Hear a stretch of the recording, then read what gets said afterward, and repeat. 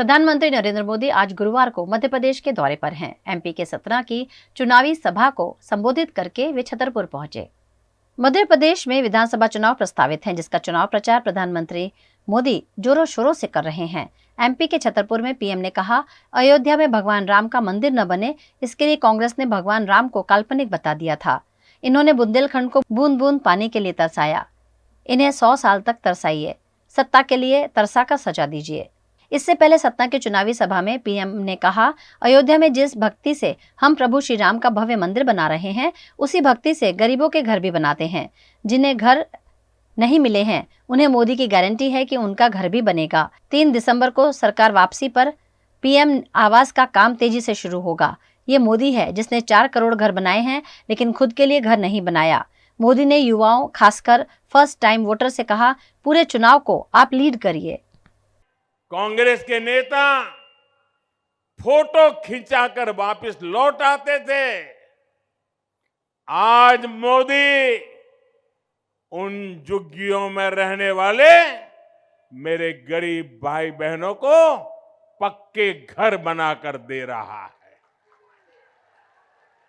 जिन गरीब और कुपोषित बच्चों के साथ ये कांग्रेसी सज धज कर फोटो खिंचवा देते, आज उन बच्चों के पोषण की चिंता गरीब मां का ये बेटा मोदी कर रहा है। जिन गरीबों के साथ बैठकर ये खाना खाने वाले वीडियो निकालते थे, फोटो सेशन करते थे, फिर दिल्ली जाकर भूल जाते थे, आज मोदी उन्हें मुफ्त राशन सुनिश्चित करा रहा है। और जब ऐसी सेवा करते हैं ना, तो पुण्य मिलता है कि नहीं मिलता है? पुण्य मिलता है कि नहीं मिलता है? इतने गरीबों का पेट भरते हैं तो पुण्य मिलता है कि नहीं मिलता है? 80 करोड़ को लेके अन्न क्षेत्र चल जाए, 3-3 साल तक चल जाए, तो पुण्य मिलता है कि नहीं मिलता है? ये पुण्य का हकदार कौन है? ये पुण्य का हकदार कौन है?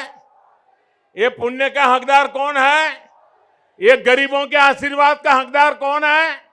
इन बच्चों के आशीर्वाद का हकदार कौन है? इन गरीबों के आशीर्वाद का हकदार कौन है? जी नहीं, मोदी उसका हकदार नहीं है। इस पुण्य के हकदार आप हैं, क्योंकि आपने मोदी को वोट देकर बिठाया था।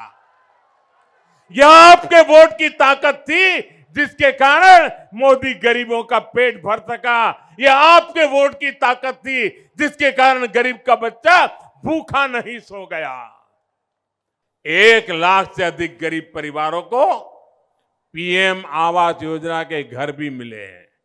अगर किसी को एक कमरा किराए पर मिल जाए ना, तो भी वो आशीर्वाद देता है, ये आपके बेटे ने यहां पर 1 लाख लोगों को पक्के घर दिए।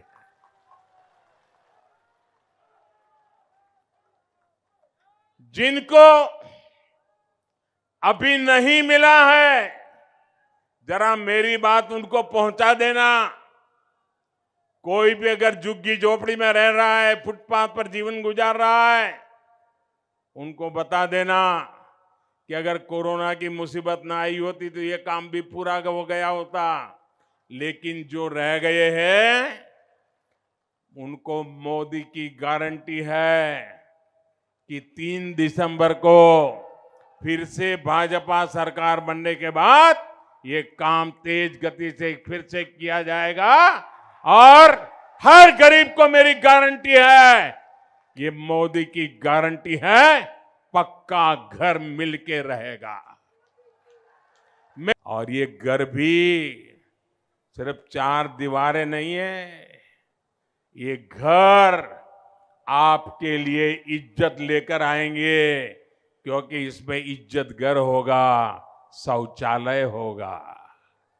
ये घर आपके लिए सौभाग्य लेकर आएंगे, क्योंकि इनमें सौभाग्य योजना की बिजली होगी।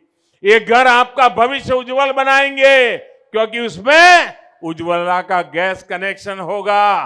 ये घर आपका जीवन आसान बनाएंगे क्योंकि इसमें जल जीवन मिशन का पाइप कनेक्शन होगा और ये घर महिलाओं की शक्ति बढ़ाएंगे, उन्हें लखपति बनाएंगे क्योंकि इनकी रजिस्ट्री घर की महिलाओं के नाम पर होगी।